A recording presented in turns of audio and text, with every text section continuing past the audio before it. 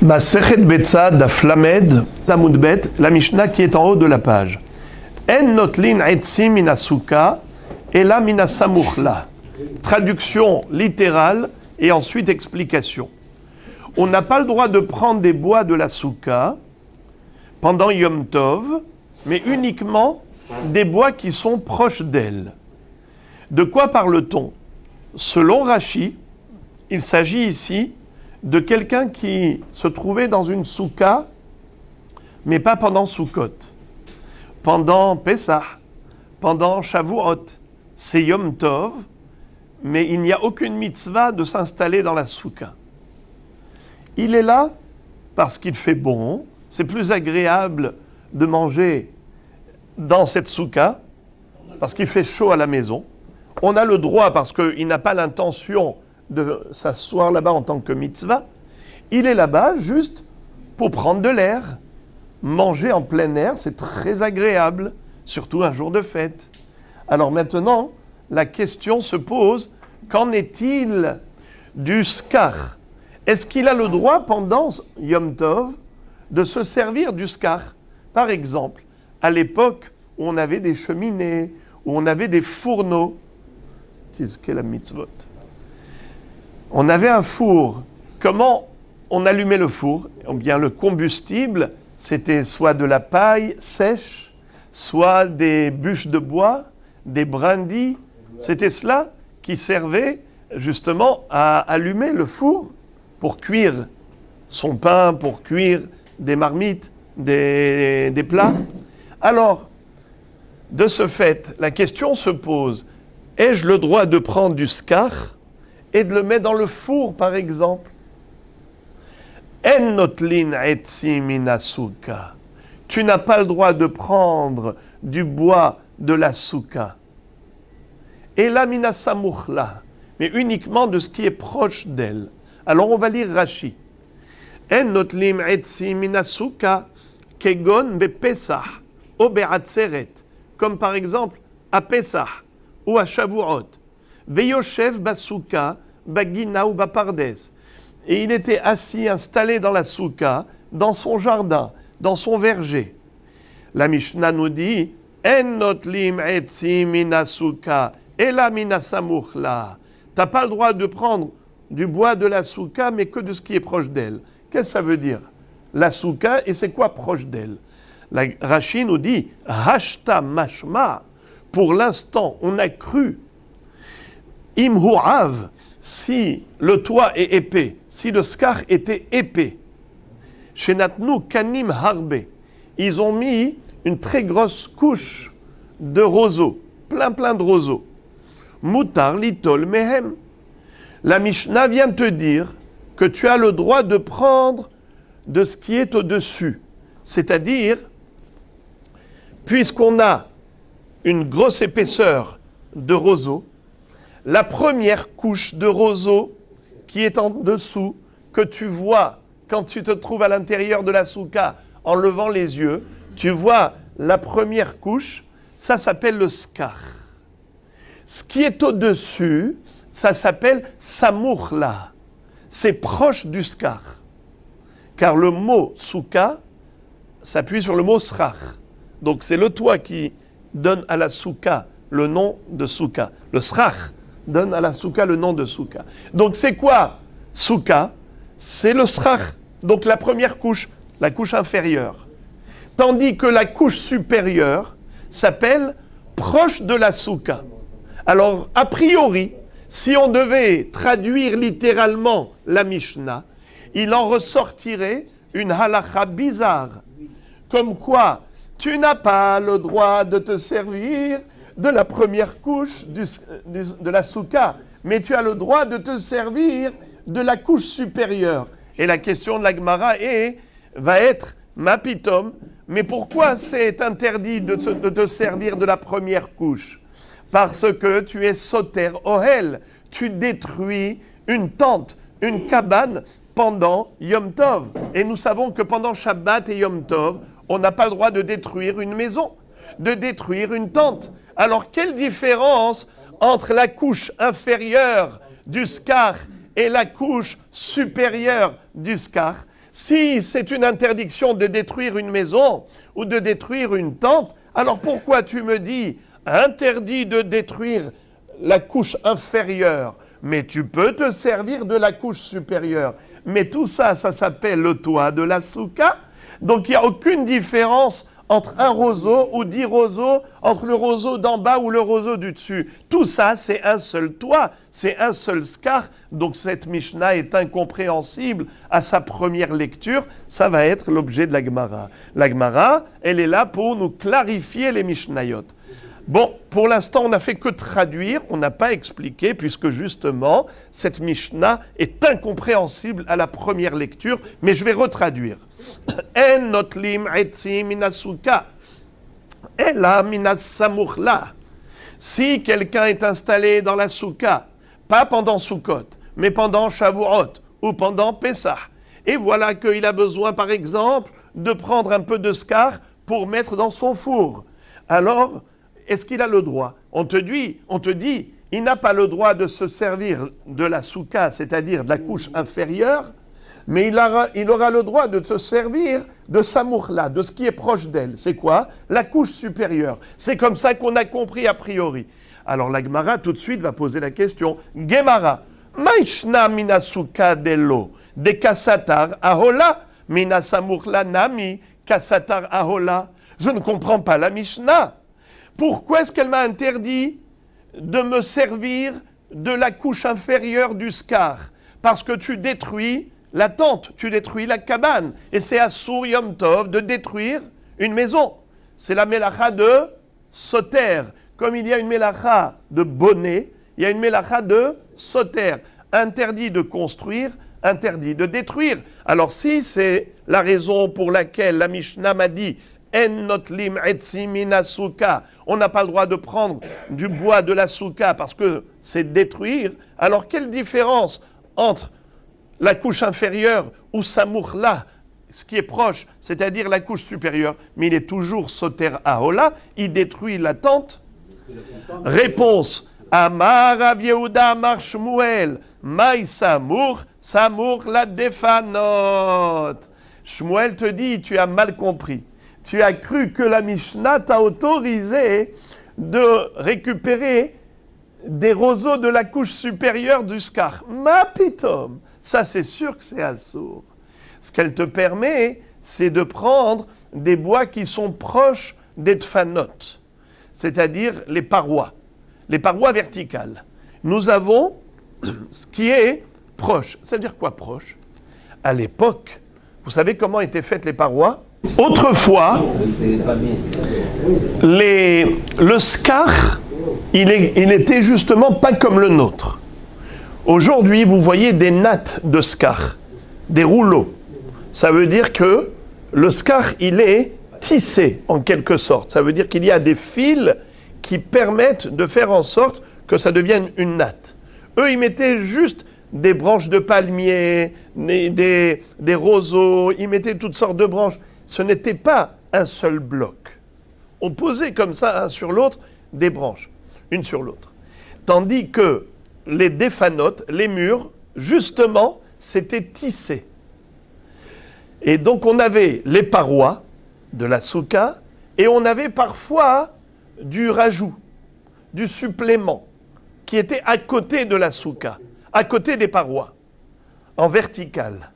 Alors maintenant on comprend.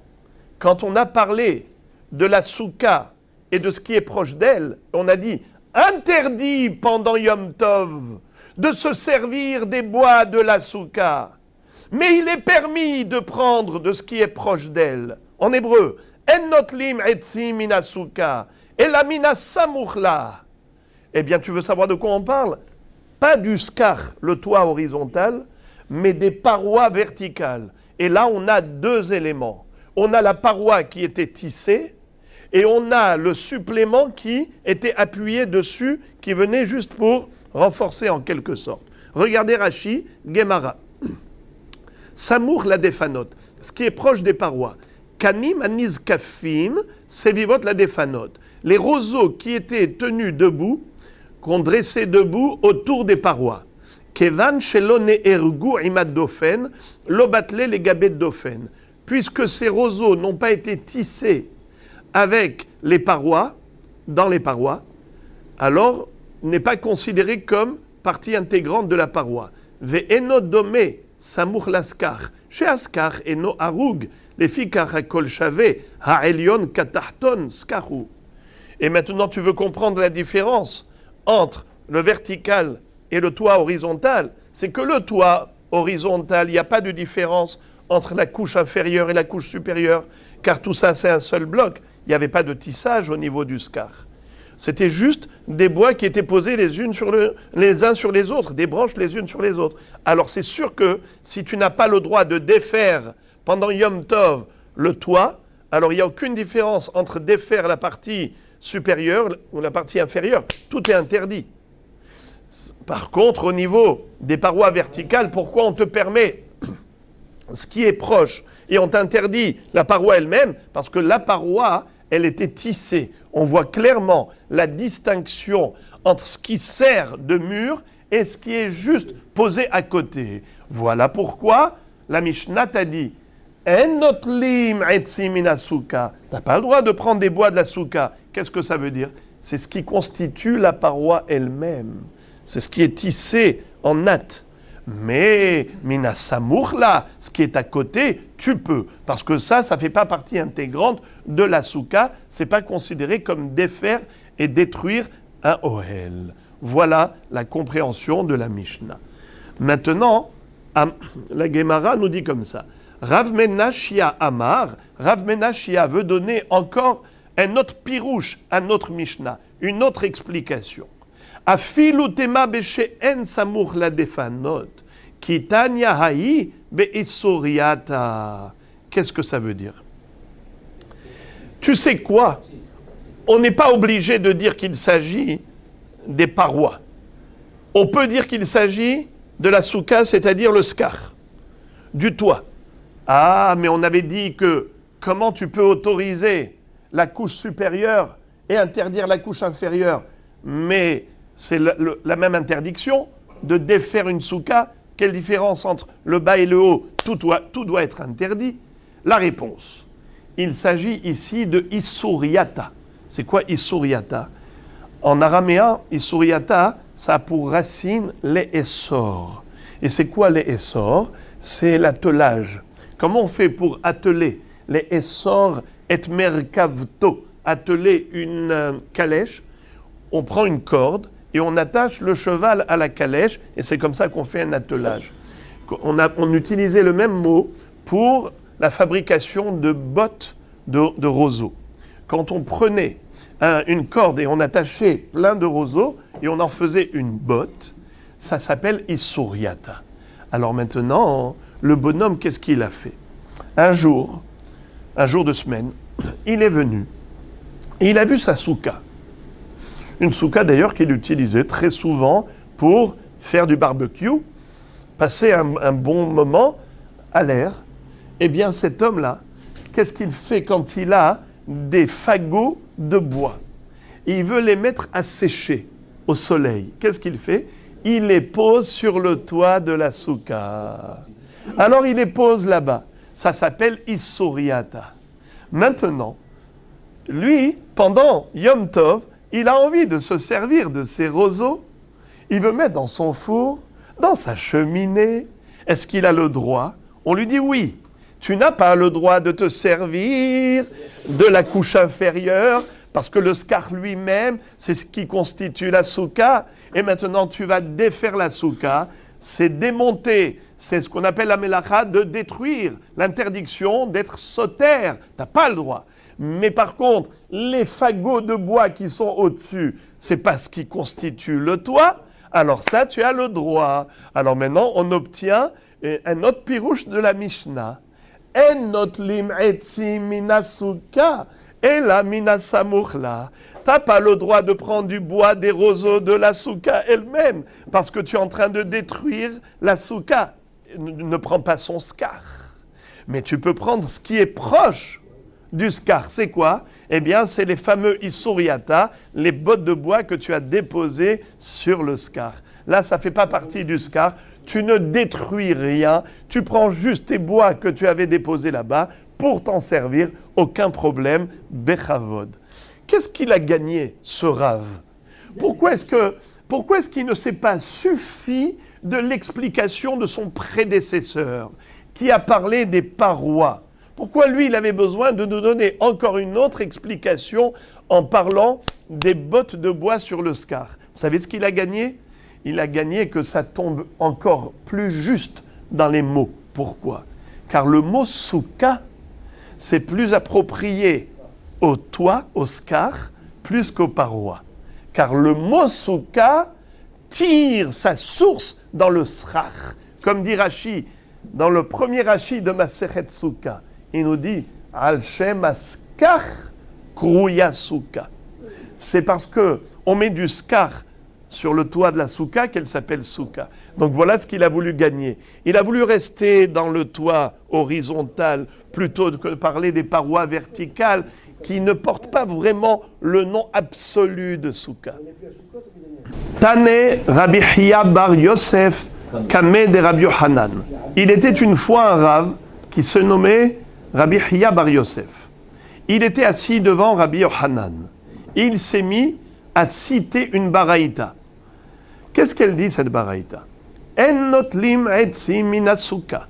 Ella minasamuchla. On n'a pas le droit de prendre des bois de la souka, mais uniquement de ce qui est proche d'elle. Donc jusqu'ici, la baraïta, elle a répété texto ce qu'a dit la Mishnah. Alors qu'est-ce qu'elle nous rajoute? La suite. Ve Rabbi Shimon matir. Mais Rabbi Shimon autorise. Qu'est-ce qu'il autorise? A priori, il permet même de prendre des bois de la souka elle-même. Pas seulement de ce qui est proche d'elle, comme a dit Tanakama, mais même carrément de se servir de la souka elle-même. La Braïta continue et nous dit Veshavin besukata hag bahag chez Asura. Par contre, si il s'agissait de Sukkot, tout le monde est d'accord, même Rabbi Shimon est d'accord avec Tanakama d'interdire de se servir de la souka. Encore, Veimitna aleha hakol lefi tenao. Et la Braïta conclut en disant que si l'homme a fait un tenaï, il a posé une condition, alors ça marche. Tout dépend de sa condition. Fin de citation. De quelle condition on parle? De quoi s'agit-il? On n'a rien compris, mais ce n'est pas grave, puisque la Gemara est là pour nous expliquer chaque phrase. Regardez. Premièrement, Ve Rabbi Shimon matir, Veha kasatar ahola. Premièrement, nous avions appris dans cette baraïta une mahloket entre Rabbi Shimon et Hachamim, à savoir est-ce que nous avons le droit pendant Yom Tov de défaire le toit de la souka. Rabbi Shimon dit permis, Hachamim disent interdit. La Gemara dit quoi? Rabbi Shimon permet de détruire une cabane pendant Yom Tov? Veha kasatar ahola. Mais il est en train de détruire une tente. Soter, c'est une melacha interdite, Shabbat. Interdite Yom Tov. C'est juste impossible que Rabbi Shimon autorise une chose pareille. Amar Rav Nachman bar Yitzchak, hacha besuka nofelet askinan, veRabbi Shimon letame, delitle muktzeh, detanya motar hashemen shebaner veshebake'ara asur, veRabbi Shimon matir. La Gemara donne une explication lumineuse. Elle dit, tu veux savoir de quoi il s'agit ici? Non pas de quelqu'un qui se sert du bois, du toit ou des murs d'une souka existante, mais d'une souka qui s'est écroulée pendant Yom Tov. Et puisque maintenant la souka est tombée, ce n'est plus une souka, donc il n'y a plus l'interdiction de détruire, puisqu'elle est déjà détruite. Elle ne tient plus debout, donc il n'y a plus de problème de destruction. Quel est maintenant donc le problème de se servir de ces bois de la souka? Le problème, c'est muktzeh. Qu'est-ce que c'est que muktzeh? On sait que un élément qui était inapte à l'utilisation à l'entrée du Shabbat reste interdit à l'utilisation tout le Shabbat.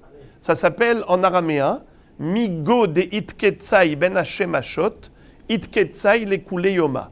Puisque c'était Mouktsé ben Hashemashot à l'entrée du Shabbat ou du Yom Tov, ça reste Mouktsé Kol Hayom, toute la journée.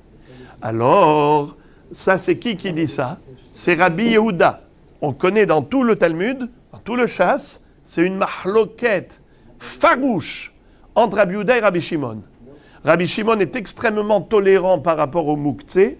Rabbi Yehuda est extrêmement strict par rapport au Mouktsé. Rabbi Yehuda interdit le déplacement du Mouktsé. Rabbi Shimon matir. Par exemple, Motar Hashemen Shebaner. Les résidus d'huile qui se trouvent dans la veilleuse. Exemple, j'avais une veilleuse qui était allumée à l'entrée du Shabbat. Évidemment, je ne pouvais pas me servir de l'huile de cette veilleuse. Car si je me sers de l'huile, je rapproche l'extinction. J'active et j'accélère l'extinction de cette flamme. Et de ce fait, c'est comme si j'avais éteint la flamme. Assour de se servir de l'huile d'une veilleuse allumée pendant le Shabbat. D'accord. Mais une fois que ça s'est éteint tout seul, il reste de l'huile. Est-ce que j'ai le droit de prendre cette huile et de mettre dans ma salade? J'aime bien l'huile d'olive dans ma salade. Permis? Eh bien, Rabbi Shimon dit permis, Rabbi Yehuda dit interdit. Alors maintenant, regardez ça. Motar Hashemen Shebaner Veshebakear Asur. Rabbi Shimon m'attire. Rabbi Shimon y permet. Alors la Gemara fait une comparaison, une analogie. Elle dit, tu vois que Rabbi Shimon a autorisé l'huile après l'extinction de la veilleuse? Eh bien, certainement, ce même Rabbi Shimon permettrait d'utiliser les bois de la souka, d'une souka qui est tombée toute seule pendant Yom Tov. Vu que Rabbi Shimon permet le mouktsé de quelque chose qui n'est plus mouktsé, ainsi, à l'entrée de Yom Tov, c'est vrai que je ne pouvais pas me servir des bois de la souka parce que ce serait détruire la souka pendant Yom Tov, c'est assour. Donc même Rabbi Shimon en convient. Mais le chidouche de Rabbi Shimon, pourquoi il a dit Matir, je permets de prendre les bois de la souka, il parle d'une souka qui est tombée pendant Yom Tov. Elle est tombée toute seule. Alors il dit maintenant tu peux te servir des bois. La Gemara va poser une question merveilleuse, mais regardez comment elle est trop belle la question. Midami, est-ce que tu peux comparer l'incomparable? Hatam, là-bas à propos de l'huile de la veilleuse qui s'est éteinte, pourquoi il permet pendant Shabbat d'utiliser l'huile? Parce que Adam Yoshev ou Metzape et Matai Tichabenero. Avalacha Adam Yoshev ou Metzape et Matai Tipol Sukato. Pourquoi Rabbi Shimon permet d'utiliser l'huile qui reste dans la veilleuse? C'est logique. Pourquoi? Parce qu'un homme le sait, que la flamme n'est pas éternelle. À un moment donné, elle peut s'éteindre. Et donc la personne a déjà pensé, elle a été prévoyante, elle s'est dit, il est fort possible qu'il y ait de l'huile à récupérer. Je suis preneur de l'huile restante. Voilà pourquoi Rabbi Shimon dit, l'homme il n'est pas maktsé de son esprit, cette huile. Car le mot mouktsé, ça vient du mot katsé. Ketz. Qu'est-ce que c'est ketz? La faim. Mouktsé, c'est quelque chose que je repousse au bout de ma vie.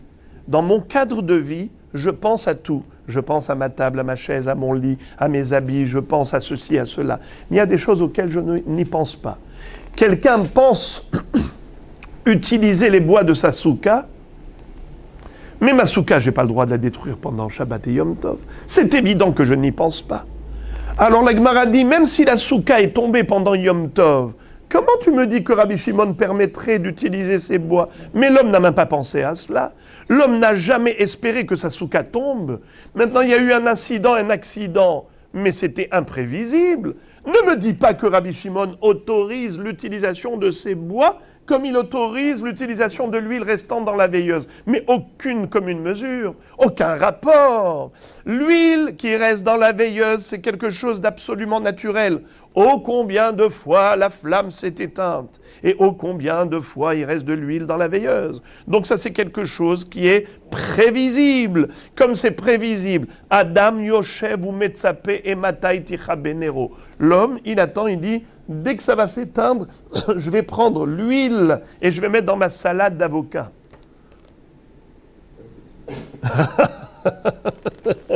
Mais par contre, les bois de la souka, qui pense à ça? Jamais de la vie. Moi, j'ai pas envie que ça tombe. Il y a eu un vent qui a soufflé, qui a ébranlé ma souka. J'en pleure. Je n'attends pas cela. Donc pour moi, c'était quelque chose de totalement imprévisible. Dans ce cas, même Rabbi Shimon est d'accord d'interdire un tel mouktsé. Comme d'ailleurs, il y a quelques mouktsés que Rabbi Shimon interdit. C'est ce qu'on appelle mouktsé des dahye beyadaim. Un mouktsé que l'homme a repoussé de ses propres mains. Exemple, tsimukim, grogrod ve tsimukim. Vous savez c'est quoi grogrod ve tsimukim? Grogrod, c'est des figues sèches. Tsimukim, c'est des raisins secs. Vous savez comment on fait pour avoir des figues sèches et raisins secs? On prend des raisins frais, on prend des figues fraîches, on les fait monter sur le toit, on les laisse pendant tout l'été sécher au soleil. À la fin de l'été, tu as de ces figues sèches, de ces raisins secs, merveilleux. Mais à un moment donné, c'est immangeable. Quand c'est des raisins frais, des figues fraîches, matok midvash. Quand ça commence à mûrir et à sécher, immangeable, dégoûtant, écœurant. Passent les mois d'été et maintenant on a des fruits secs. Ah, ta'im, que c'est bon. Là, Rabbi Shimon te dit, tant qu'ils ne sont pas mangeables, ces grogrot et tsimukim, ils sont mouktsés. Pourquoi mouktsés? Parce que toi, de tes propres mains, tu les as rendus mouktsés. Tu les as fait monter sur le toit, tu savais pertinemment qu'ils vont devenir immangeables pendant des semaines.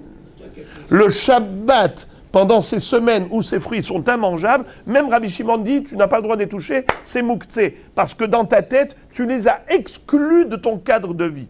Tu n'en voulais pas pendant toutes ces semaines. C'est mouktsé jusqu'au jour où ils deviendront mangeables. Donc ça veut dire que Rabbi Shimon, c'est pas qu'il est tolérant à tel point de dire le mouktsé n'existe pas. Hasve shalom. Rabbi Shimon, il en convient de l'interdiction rabbinique qui s'appelle mouktsé. Sauf que il ne fait rentrer dans ce statut, dans cette catégorie de mouktsé, que des choses que vraiment l'homme a écartées de son champ de vie. Mais tout ce qui est prévisible, qu'on peut prévoir, comme par exemple l'huile qui reste dans la veilleuse, c'est quelque chose d'absolument prévisible. Pourquoi tu veux que l'homme exclue cela? Ce n'est pas exclu. Ce n'est pas mouktsé pour Rabbi Shimon. On peut s'en servir pendant le Shabbat de l'huile qui reste de la veilleuse qui est allumée à l'entrée du Shabbat. Alors la Gemara dit ça, d'accord. Mais pourquoi tu vas me dire que pour cette même raison, il permettrait les bois de la souka qui est tombée? Aucun rapport. Il n'a jamais pensé, ce monsieur, que sa souka allait tomber pendant Shavuot, pendant Pessah, il n'y a jamais pensé. Alors, ne me dis pas que Rabbi Shimon y autorise au titre, parce qu'il est, il est tolérant par rapport au mouktsé. Il est tolérant par rapport au mouktsé, mais ça dépend quel mouktsé. Un mouktsé dont on pouvait prévoir l'utilisation, mais un mouktsé qui était imprévisible, c'est-à-dire on ne pouvait pas penser, comme ici la souka qui est tombée pendant la fête de Shavuot et de Pessah, il n'y a jamais pensé, lui. Alors pourquoi tu permets? Pourquoi Rabbi Shimon permet? On ne comprend toujours pas la braïta. Alors, Amar Rav Nachman bar Yitzhak, réponse. Rav Nachman bar Yitzhak te dit, il a dit, tu veux savoir de quoi elle parlait la braïta? Elle parlait d'une souka branlante. Donc c'était prévisible. Non, il n'est pas rentré dedans. On n'a pas dit qu'il est rentré dedans. On a dit qu'il a le droit de se servir des bois. Alors regardez les frères et les amis. Vous avez vu Soukot quand on était là, quand le jour de la tempête? C'est mamache le cas. On avait des coups de vent, n'est-ce pas? Des tempêtes. Et vous voyez comment tout s'envole. Eh bien, c'est prévisible. Je peux tout à fait dire, à l'entrée du Yom Tov, la souka est tenue debout, mais je voyais très bien qu'elle commençait à être branlante et j'étais presque sûr qu'elle allait s'écrouler. Dans ce cas-là, qu'est-ce qu'il te dit, Rabbi Shimon? Tu peux utiliser. Rabbi Yehuda, qu'est-ce qu'il te dit? Non. Puisqu'à l'entrée du Shabbat, c'était inutilisable, à l'entrée du Yom Tov, c'était inutilisable, eh bien, bien que maintenant, pendant Shabbat, c'est tombé, malgré tout, ça reste muktzeh. Donc, pour Rabbi Shimon, lorsque la souka est branlante, alors, de manière tacite, la personne, elle espère, ou plutôt, elle s'attend à cette réalité que ça tombe, et donc, il n'a pas exclu l'utilisation de ces bois. Et maintenant, la Gemara va s'arrêter sur quelque chose de très beau. C'est le din de la souka pendant Sukkot, et le din des guirlandes, le din des décorations. Vous allez voir quelque chose de magnifique. Regardez. Veshavin besukatachag bahag sheye asura. Ils sont tous d'accord, même Rabbi Shimon en convient, bien qu'il soit permissif à Pessah, à la souka de Pessah et à la souka de Shavuot, mais il est strict par rapport à la souka de Sukkot. Shavin, c'est quoi Shavin? Ils sont d'accord, ils sont égaux. Besukatachag bahag, pour la souka de la fête pendant la fête, c'est-à-dire la fête de Sukkot. Shei Asura, elle est évidemment interdite, même si elle est tombée, on ne pourra pas utiliser les bois et on verra pourquoi. Veimitna aleha hakol efitenao. Par contre, s'il a fait un tenaille, alors son tenaille est valable. On verra dans quelques minutes de quelles conditions, de quel tenaille s'agit-il. Alors, pour l'instant, tout est opaque et flou. Mais regardez comment la Gemara clarifie chaque chose. Premièrement, Umi mahne ba tnaï ve'amar Rav Sheshet mishum Rabbi Akiva minayin le'atse suka she'asurin kol shiv'a she'ne'emar hag asukot shiv'at yamim lashem ve'tanya Rabbi Yehuda ben Betera omer minayin shekeshem shehal shem shamayim ala hagiga kach hal shem shamayim ala suka Talmud lomar hag asukot shiv'at yamim lashem ma hag lashem afsuka lashem. Alors, la Gemara nous dit comme ça. En fait, elle a cru, la Gemara, qu'un homme a le pouvoir, même à Sukkot, de désacraliser sa souka et de la rendre accessible à tout moment. Si un homme, par exemple, dit « Moi, pendant la Moed Sukkot, j'ai envie de défaire la souka, de prendre tous les bois, les mettre dans la cheminée. J'ai besoin de bois pour... Il fait froid. On n'est pas en Israël, à Netanyahou, où il fait très chaud. On est dans un endroit où il fait froid. J'ai envie d'utiliser. Permis? La Gemara dit, mais les bois de la souka sont kadosh. Rabbi Akiva l'a déduit d'un pasouk. Son élève Rabbi Yehuda l'a déduit d'un autre pasouk, où carrément, il compare les bois de la souka au korban hagiga, le sacrifice qu'on apportait pendant les fêtes au Beth Amikdash. Ça s'appelle korban hagiga, le korban de la fête. Hag à Sukkot, Shivat Yamim Lachem. Souka et hag, hag ça fait allusion à hagiga, le sacrifice qui s'appelle hagiga. Souka, c'est la souka. Les deux, ils sont l'Hachem. Les deux, ils sont consacrés à Dieu. De la même façon que le nom de Dieu repose sur le korban, le sacrifice qui est sacralisé, ainsi le nom d'Hachem repose sur la souka, qui est sacralisée. Donc, impossible de me dire qu'on peut faire un tenaille, poser une condition et dire, tu sais, moi j'ai l'intention d'utiliser la souka pendant Sukkot à des fins personnelles. Je voudrais la consacrer juste pour le début de la fête. Mais au milieu de la fête, à Hol HaMoed, je vais prendre la souka, je vais la défaire et je vais utiliser les bois. Je voudrais faire un barbecue avec. Chasve shalom! Alors qu'est-ce qu'elle est en train de me dire la Baraïta là ici? Je n'ai rien compris. Elle est en train de me dire qu'on peut faire un tenaï poser une condition pour, à un moment donné, se servir de la souka. Mais on ne peut pas faire une chose pareille, car la souka, elle est sacrée pour 7 jours. Question. Alors, la réponse de la Gemara. Amar Rav Menashe Abere de Rava, Sifa atan les souka de alma. Cette phrase-là, ça parle de quoi? On parle de souka, non pas de soukot, mais de Pessah, par exemple. À Hol HaMoed Pessah.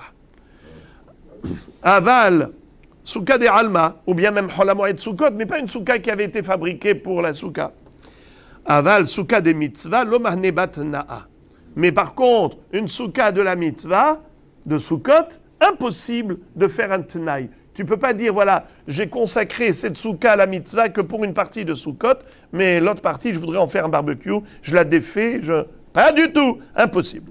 La Gemara dit, bon, des souka des mitzvah, lo, tu veux me dire qu'on ne peut pas poser une telle condition et dire, je voudrais sacraliser la souka que pour une partie de la fête, mais pas pour la deuxième partie de la fête. Moi, je vais te prouver, c'est écrit noir sur blanc que c'est permis. Ve'atania, il y a une braïta qui dit, si kecha keilchata, si quelqu'un a construit une souka, il a mis un skar convenablement. Si kecha keilchata, selon la halacha. Ve'itera bakeramim ou besadinim ametsuyarim. Et ensuite, il a décoré avec la tapisserie de toutes sortes de draps colorés, des draps blancs, dessinés, des dessins. Ve'talaba et gozim, il a suspendu des noix, shekedim, des amandes, afarsekim, des pêches, verimonim, des grenades, ou pachile anavim, des grappes de raisin, yenot, des cruches d'huile d'olive, yenot, excusez-moi, des cruches de vin. Comme ça, il a pris un Bordeaux ou un Beaujolais dans une cruche, Nahon, ou un barkan qu'il a versé à l'intérieur d'une belle cruche et qu'il a suspendu, shmanim, une cruche d'huile d'olive, ou slatot, il a pris par exemple une cruche, il a mis dedans de la farine solette. Solette, c'est quoi solette? La fleur de farine. Et pourquoi on dit slatot? C'est solette au pluriel, salatot. Ve'atarot shel shibolim, des couronnes d'épis de blé, des gerbes qu'on a fait en couronne. Asur leistapek mehen ad motzae yom tov haron shel hag. Une fois que tu as consacré toutes ces guirlandes, tous ces décors, tu les as consacrés à la souka, interdit d'en profiter jusqu'à la fin de Sukkot.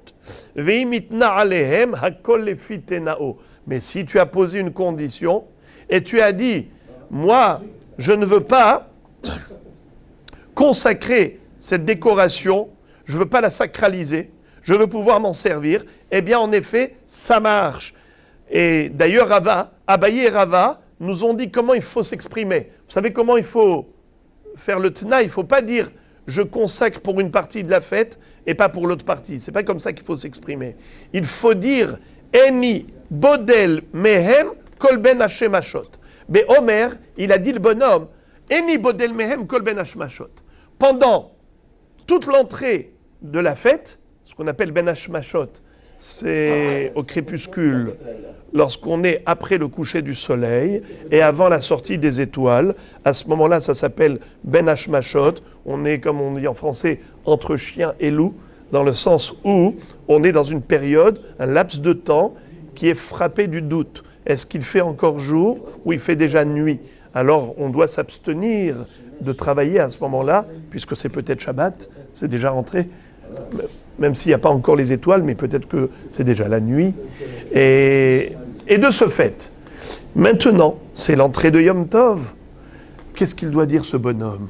Tu vois toutes ces guirlandes, c'est vrai, je les ai accrochées là-bas, je les ai suspendues pour faire joli, mais ne crois pas que je les ai consacrées.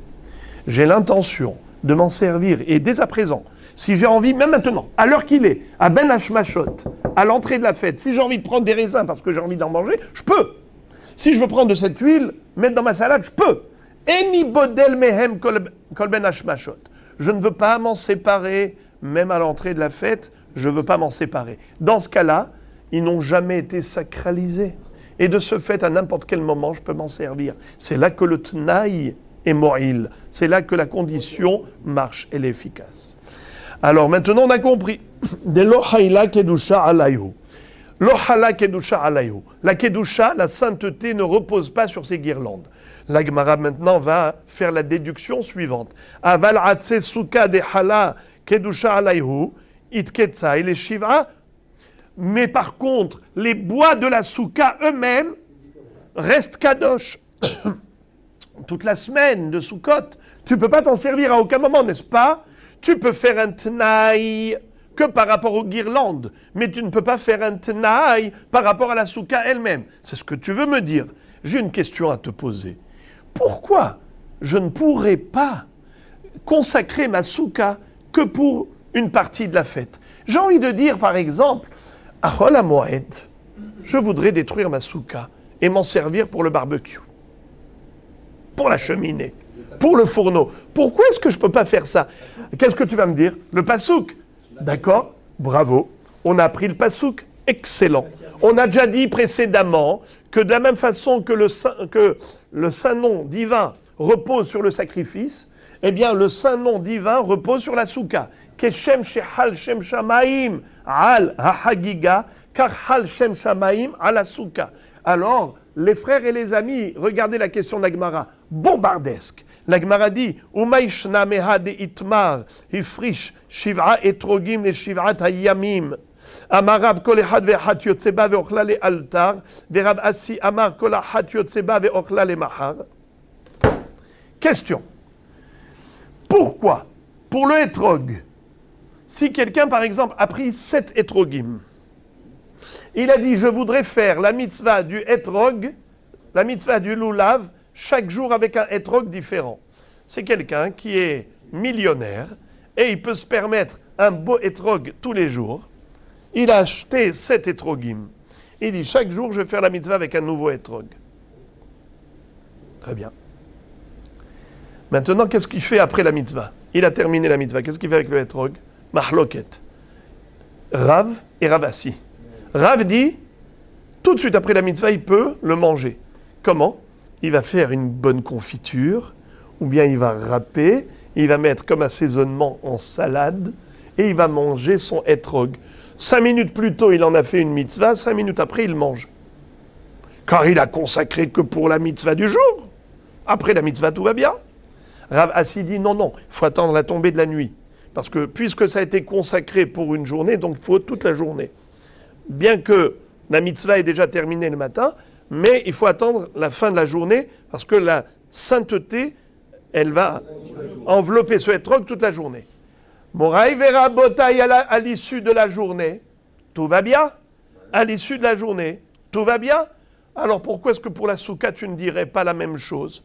À l'issue du premier jour, tu peux maintenant défaire ta souka et la mettre dans le barbecue. Même s'il avait fait 7 soukot, et chaque jour il a passé dans une souka, est-ce qu'il a le droit de détruire la précédente et d'en faire ce qu'il veut?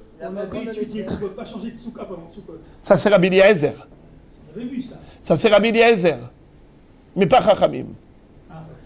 Alors les frères et les amis, de ce fait, la question de la Gemara est quelle est la différence entre le etrog et la souka? Pourquoi le etrog, après la mitzvah, tu peux l'utiliser au maximum à l'issue de la journée? Et la souka, tu me dis, une fois que tu l'as sacralisée, elle est consacrée pour 7 jours d'affilée? Réponse. Je sais que vous êtes des géonim, mais vous allez écouter la Gemara. Alors, je vais vous poser la question. Dans le Beth Amikdash, ולקחתם לכם ביום הראשון פרי עץ הדר כפות תמרים וענף עץ אבות וערבי נחל ושמחתם לפני השם אלוקיכם 7 ימים. Mes frères, dites-moi, 7 yamim, dans le Beth Amikdash, combien de jours on pratiquait la mitzvah du etrog? Lulav, etrog, adas, arava. 7 jours. Nous, pourquoi on fait 7 jours? Bravo! Zecher l'Amikdash. C'est-à-dire que la mitzvah dans le Beth Amikdash, c'était 7 jours exactement comme la souka. Et nous, on fait Zecher l'Amikdash, donc on doit faire comme dans le Beth Amikdash. Alors pourquoi est-ce que tu permets chaque jour d'utiliser le etrog? Question bombe. Et à l'époque du Beth Amikdash, Attendez, attendez, vous essayez de trouver des échappatoires, ça ne marche pas. Écoutez-moi bien. À l'époque du Beth Amikdash, comment c'était? Minatora ou pas? Minatora. Dans le Beth Amikdash. Et nous, qu'est-ce qu'on fait? À l'instar de Beth Amikdash. Alors, on ne peut pas faire autrement que ce qu'ils faisaient eux. Ah. Le Zecher qu'on fait, c'est en souvenir du Beth Amikdash. Le Beth Amikdash, c'était 7 jours, n'est-ce pas? Alors, là-bas, est-ce qu'on pouvait prendre 7 etrogim et les manger chaque jour à l'issue de la journée? Eh bien oui, c'est ça la question de la Gemara. Pourquoi le etrog oui et la souka non? Kushia. La Gemara, je répète la question. Uma ishna meha deitmar, ifri shivra etrogim et shivra tayamim. Amarav kol ahad ve'achat yotzeba ve'ochlale altar. Ve'ravasi amar kol achat yotzeba ve'ochlale mahar. Alors pourquoi une différence entre souka et etrog? Réponse. Et là vous allez vous mettre en colère contre vous-même. Pourquoi j'y ai pas pensé? Regardez, parfois on a comme ça, on se dit mais c'est tellement évident. Pourquoi j'y ai pas pensé? Non. La Gemara donne une réponse. Hatam demafseku lelot miyamim kol had vehad yoma mitzvah beape nafsheu hachad elo mafseke lelot miyamim kulehu yome kehada yoma arichta dami. La Gemara dit la différence entre etrog et souka, c'est que le etrog c'est une mitzvah qu'on ne peut pratiquer qu'en journée et pas la nuit, alors que la souka c'est une mitzvah qui nous suit jour et nuit. Il n'y a pas d'interruption pour la mitzvah de souka. Alors on a compris que quand on a consacré la souka, on l'a consacrée à une mitzvah, 7 jours, et 7 nuits d'affilée. Donc tu ne peux pas au milieu de Hol HaMoed dire je ne veux plus consacrer la souka, je voudrais l'utiliser à des fins personnelles. C'est juste impossible. Car dès le départ, quand tu l'as rendu souka de mitzvah, c'est une souka pour une période de 7 jours d'affilée. Tandis que la mitzvah du etrog n'est praticable qu'en journée, pas la nuit. Il n'y a pas de etrog la nuit, il n'y a pas de lulav la nuit, c'est impossible. Donc forcément, ce sont 7 entités d'espace-temps différents. Ce sont des laps de temps qui sont interrompus. Un jour, etrog. Un jour, etrog. Un jour, etrog. La nuit, il n'y a pas de etrog. Voilà pourquoi tu peux consacrer 7 etrogim et les utiliser à l'issue de la période sacrée qui lui était appropriée, à savoir un jour.